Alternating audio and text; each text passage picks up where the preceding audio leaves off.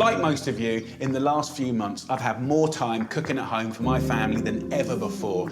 Oh, yes. It's been beautiful. Who's hungry? Oh, here we go. If not a little stressful at times. I've had the chance to look at ingredients that we all buy week in, week out. Be wobbly. You can be wobbly. And come up with some new recipes to break us out of our usual habits. It's charring up, it's spitting, it's crackling, using the ingredients we love in totally different ways. Oh, you know that makes sense. To create simple, exciting and affordable meals. Can you imagine how delicious that's going to be? So whether you're feeding a crowd, home alone, getting ready for date night, or with a mob like mine. Sausage pie, look at that. Mind your finger? I can't wait to share these new recipes with you. If you let it into your life, it will be a new favourite, I'm telling you.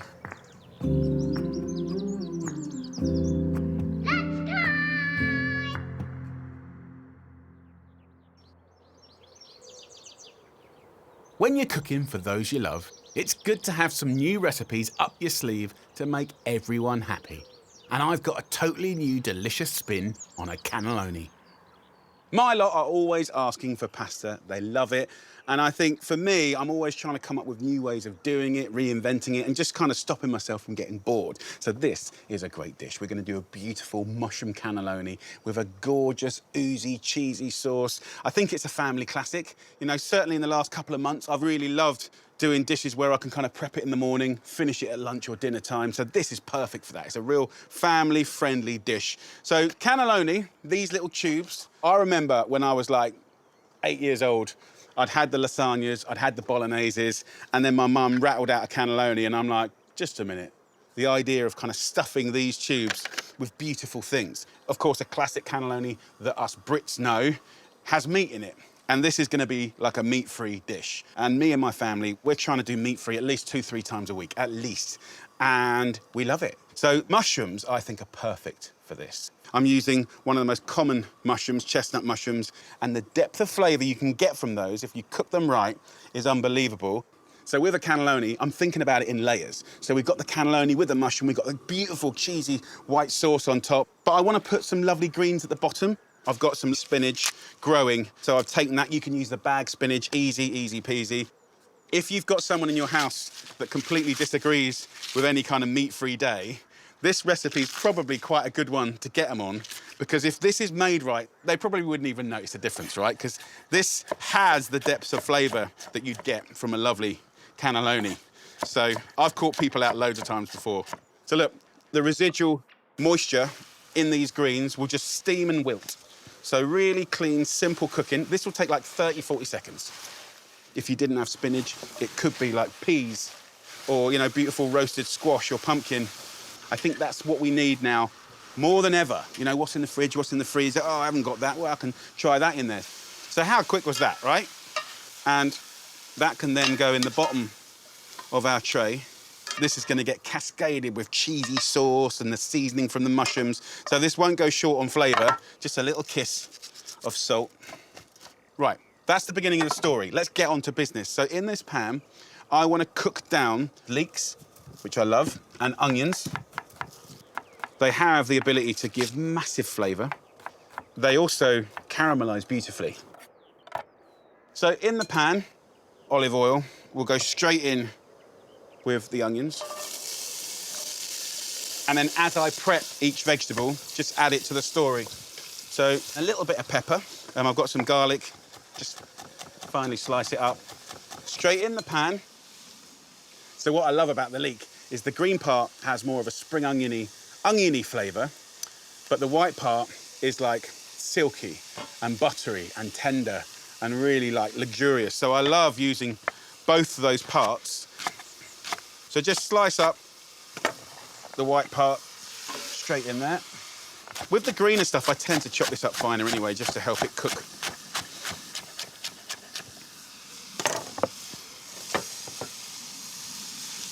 What's happening in the pan now is softness, sweetness, depth of flavour, and then we're going to add the mushrooms. You can make this with the flashiest mushrooms, porcini, girolles, chanterelle, trompette de mort, truffles, I don't care. Or you can do it with a button mushroom and everything in between. And they all taste amazing. They're really nice to test your tap chopping. And if your chopping's not great, you have to remember every time you cook a dinner, you're able to sort of like pick up a skill. And if you can tap chop nicely, right, it just speeds up your cooking. 4-leaf clover, again. Have you made a wish? Okay, make sure it's a nice one. Right, big boy, we're making cannelloni. Give it a little seasoning with salt and pepper, but don't rush this. There's quite a lot of veg gone in here, right? If it just boils, it's going to be bland and miserable, don't bother. If you want to make this extraordinary, just 15 minutes of stirring and frying will be amazing. So look, that's the pasta there. So the cannelloni I grew up with was almost like the bolognese mincemeat goes inside, but roasted pumpkin in this exact way, amazing. You know, take beautiful courgettes and mint, exactly the same way here, incredible. So it's a really flexible workhorse for your family. Thank you. Come back and see us in a little bit, and you can help us put it together if you want. Yes. Go and find your mad brother. Okay. Stuffing's done. So chop that up into a fine texture, almost like mincemeat. Simply put this on a board. You can use a food processor, no worries at all. As much as I love those gadgets, this is how proper cannellonis would have been done in the old school, right? This is how the nonnas, the grandmothers of Italy would have done it. They wouldn't have all those electrical things. So what's different is you create your own puree just with one blade. And then it just feels so homemade. And you get more texture. So look, if you lay it out flat, let that cool down. Let me make a really simple white sauce. Super simple. So no butter today. In the same pan that we made the mushrooms, go in with 3 tablespoons of olive oil, 3 tablespoons also of plain flour goes in. You don't have to make it with butter. Classically, yes, but in real life, no. Olive oil's fine. The same thing happens is it comes together like this to make what they call a roux. Looks a bit like breadcrumbs, but this is a thickening agent. If you just toast it a little bit, you'll get it to be really nutty and slightly darker, which I quite like. So in there, we're gonna add some milk. I'm just gonna add it slowly, slowly. So as we add the milk, you can see it getting thicker and thicker. I mean, this is never gonna be silky, silky smooth. That's cool. We're doing a really nice rustic white sauce. It's even got the odd bit of mushroom in it. It's all good. This is home cooking. So I'm gonna go now from spoon to whisk. You don't have to, but it kind of just helps speed things up a little bit. Then we can get all of that milk in there. That's quite a rushed version, and to be honest, that's what I always do at home. I'm not sitting there doing it like when I was at college, you know, getting a slap round the back of the hand for not adding it slow enough. You know, I've got a family here to feed. There's stuff going on. So look, as the white sauce does its magic, let's fill these cannellonis. So literally all I do is stab around like that. It'll fill up half. Can you see that? It's done half already.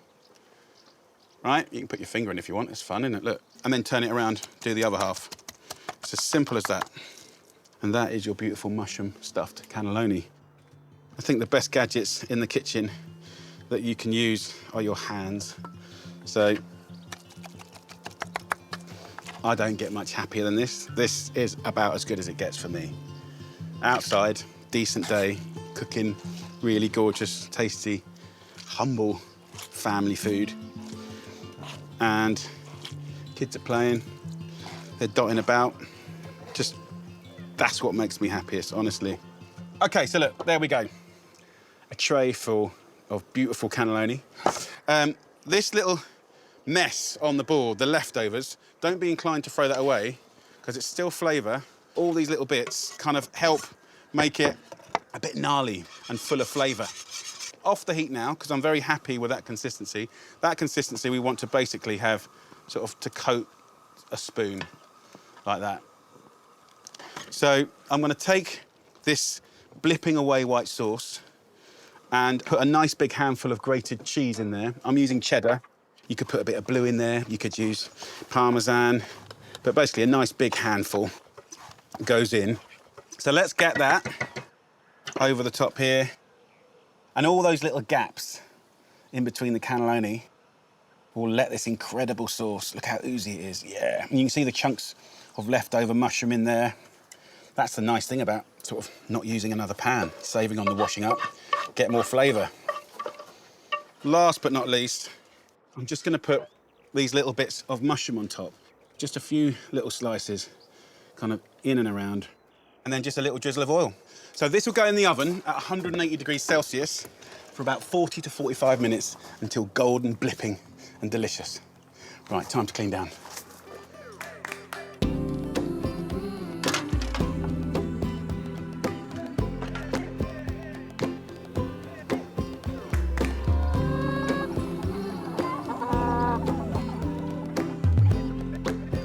I can hear it sizzling. So it's had about 40 minutes.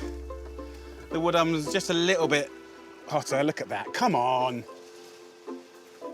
In Italy, this would often be done on a Sunday, and they go to church. That'll be in the back of the car. It's a nice little quick reheat at someone else's house. Whole family comes together. This kind of cooking is all about family. So I've got 6 very generous portions there. We're a family of 7, so it's perfect. You know, the little one might get 2 little cylinders. Buddy might have 3 or 4. You can kind of play it by ear. Because we've got that lovely cheesy sauce, you get all the crispy bits. Look at the crispy bits. Yes. And then, of course, we added that lovely stack of greens. Can you see how it's kind of holding itself together? Crispy bits, the greens, the tubes full of the good stuff. I love it. Nice little wodge of salad. So there you go.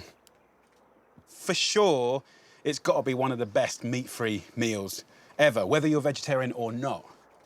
Right, let's get amongst it. That lovely salad leaf, quite like using that as a receptacle. Look at that.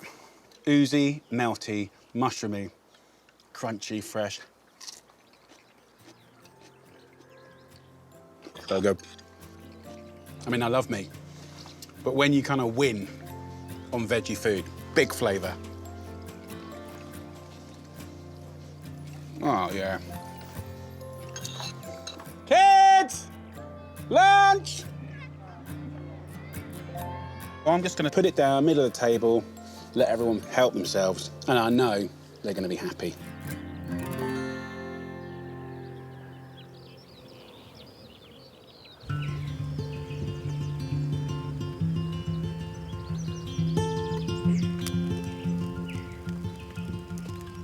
I'm gonna cook myself something delicious. And actually this dish was inspired by my teenagers because they love prawns. They've gone mad for them in any way, shape or form. And because they love them so much, I've got to think of so many different recipes to have with them.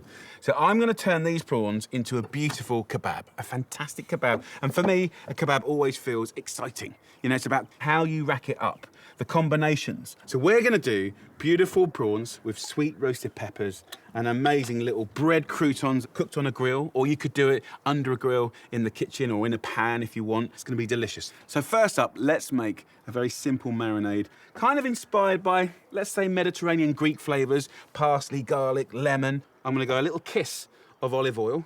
And then what we wanna do is balance that with some acid from a lemon. Now, before you squeeze the juice of a lemon in there, if you get a little grater like this, the zest is amazing. Mega flavour.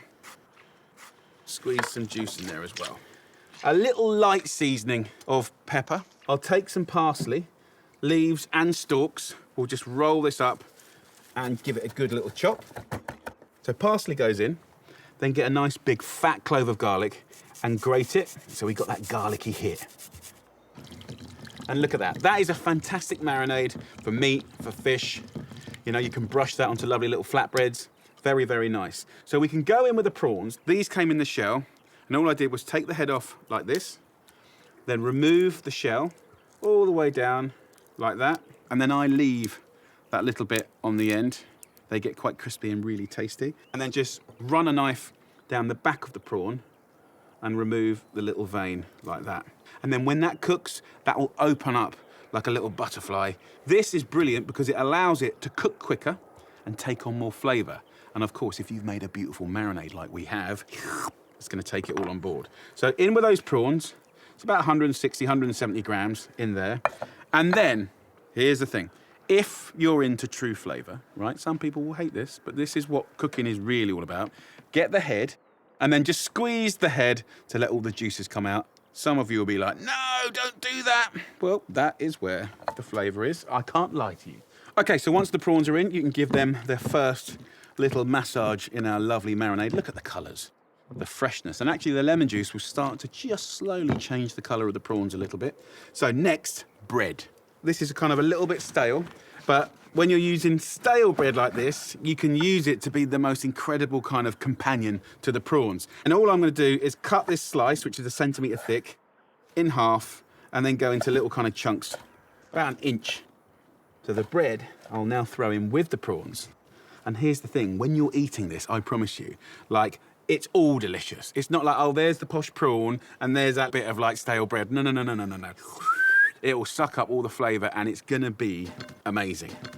And then we come to these little jarred roasted peppers. You can get them in all the supermarkets and these are fantastic. Someone has lovingly roasted these peppers and peeled them. The sweetness that you get is amazing. So we're just gonna tear those open and cut them into little strips. And we'll just lay those strips. Look at the colours, guys. Green, red, really beautiful. And if you want, take a little bit of the juice that comes in it and just pour that in. So toss all of that up again. The peppers will flavour everything. The garlic and marinade will flavour everything. And those little bits of stale bread will rehydrate and take on all the juices from everything. Of course, you know, you could swap the peppers out for different vegetables, courgettes, onions. You could have a little bit of bay leaf on there if you want. You can try different breads. You can have different types of seafood, nice little chunks on there. And you can even, of course, go into meat, things like chicken and poultry. You know, these are kind of like really everyday things that we can get our hands on.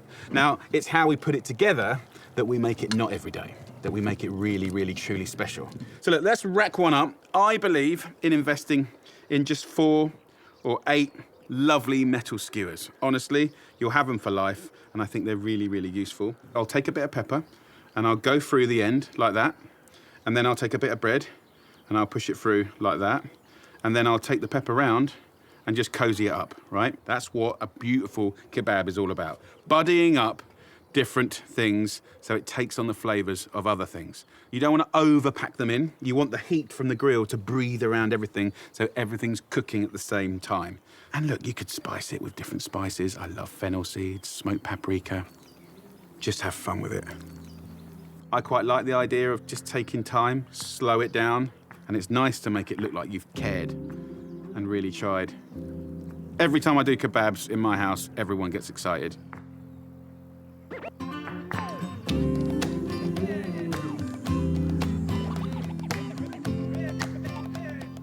Have a little look at this, come on. It's a beautiful thing. It's about how it's all interwoven, how it's all gonna flavour each other. You know, as you're turning it, what gets crispy, how, when, why, what. Look at that. You know that's gonna cook good. Look at that.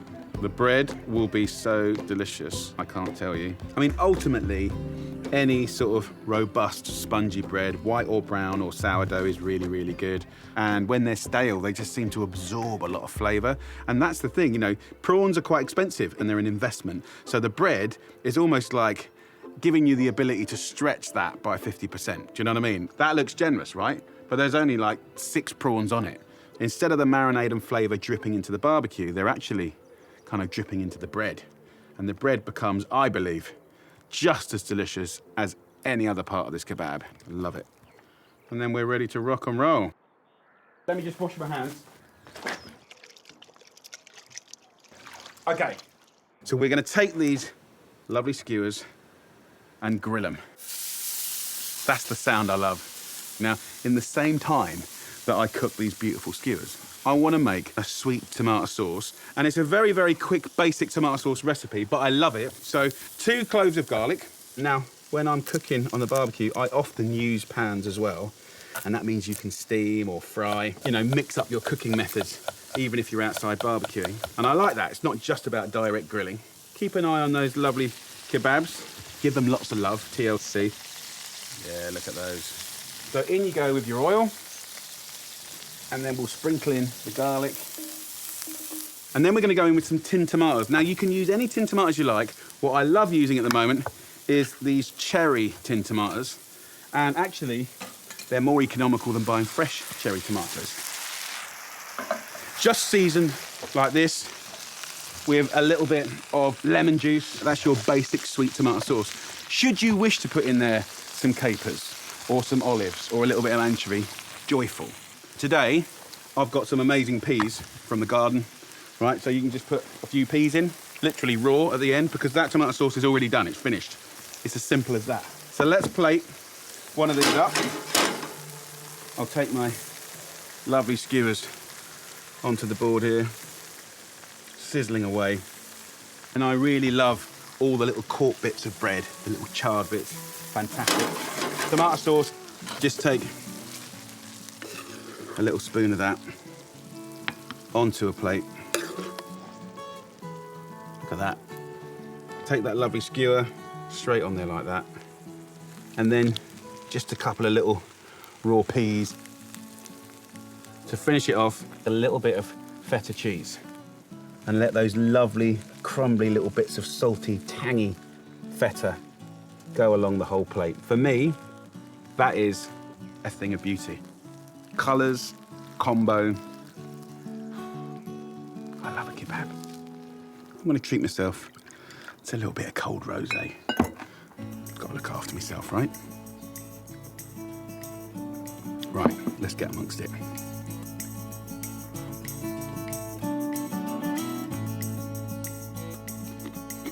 Wow, that's just the bread.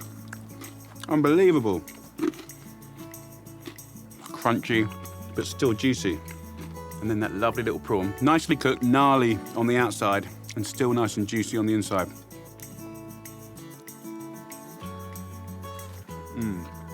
Full of flavour, wow. Go on, give it a little go. For a lunch, long lunch, nice summer dinner, happy days.